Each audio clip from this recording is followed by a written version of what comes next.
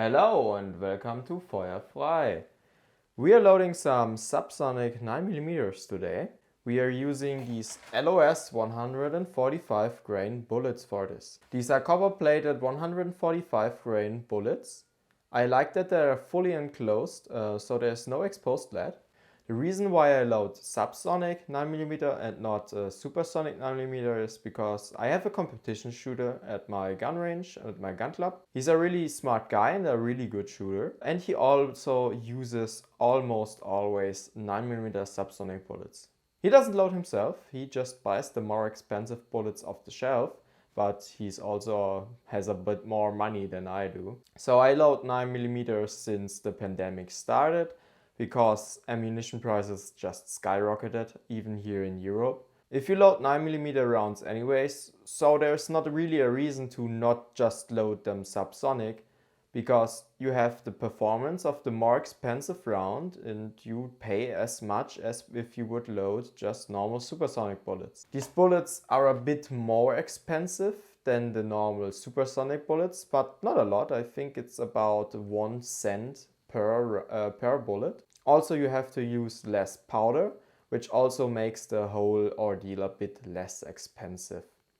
So if you load 9mm subsonic, you end up with a round which is comparable in price to the supersonic, but has a bit softer recoil, as I feel. Also, if you use a suppressor, you also have that benefit.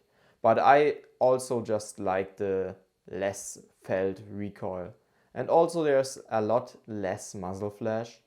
I have not done a scientific experiment to prove this, but please disprove me if you want.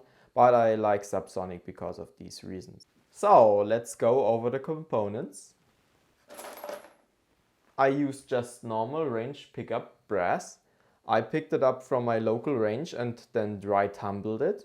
That's why they're a lot not shiny, they have like a matte finish. In my opinion, it doesn't matter that much what exact type of brass you are using, but you should make sure that it does not have crimped primer pockets. The brands I like to reload the most are S&B and Magtech, but also you could use any other brand. I have a lot of different brands. I also have Gecko and Winchester casings in there. For this load, in my experience, it doesn't really matter. So for the bullets, we have the normal 9mm, so the .356 bullets from LOS. They are round nose bullets and 145 grains heavy. There's no exposed lead on these bullets, which is pretty nice if you're concerned a bit about lead exposure, but I don't think it's a big deal. Then for the powder, we have Maxam CSB3. I like this powder a lot. It's a pretty good universal powder. It compares in burn rate to Hodgdon universal clays or to Viterbory N324, I think. I'm not sure about the Viterbory part, but it's pretty much the same as universal clays from Hodgdon. As for the primers, I just use normal Magtechs. I also have used S&B and Fiocchi primers with this load. The primer choice, in my opinion, is not really important. Just use what you got. Primers are expensive as they are, and you don't have to use a very expensive primer brand for this load. So the exact loading data will be in the description too. But again, you use a 9mm casing, you use Maxam CSB3 powder, you use 3.3 grain, and you use the 145 grain LOS bullets. The overall length is 28.5 millimeters for the finished bullet with the round nose projectile. Obviously, I don't assume any risk or any liability for the things you do you, and I just explain what I do. You're not supposed to recreate this load without using a cross-reference from a reloading manual or something like Gordon's reloading tool. So everything you do is on you, not on me. So for my press setup, I just have a basic Lee turret press with all Lee dies.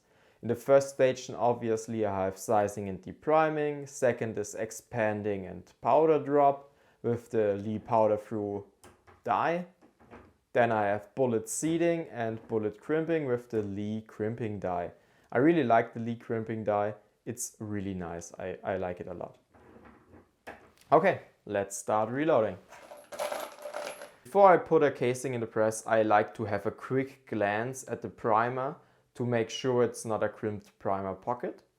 I usually see this because the primer pockets which are crimped for the people who shoot at my range and use crimped primer pocket ammo, they're usually silver.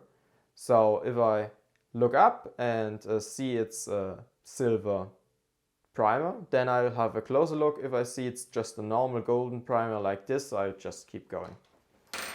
So first station, size and deprime. Then I dispense a primer and prime. Then I pour in my powder, confirm the powder charge. Yes, there's powder in there. Seat, crimp, and now we have a finished bullet. So now I will load a few extra bullets to show you the process.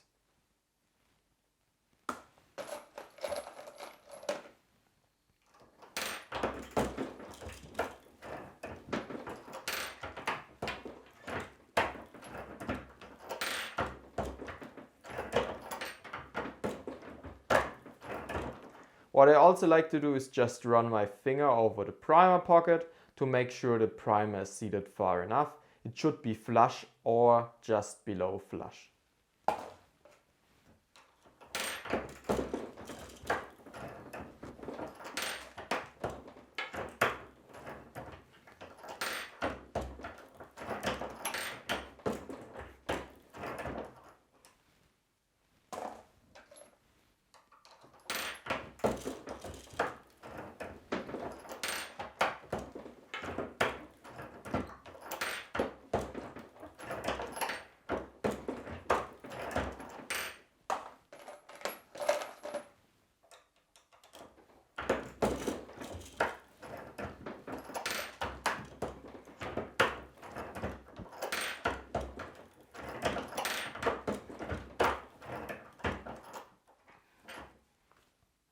So I think that's it.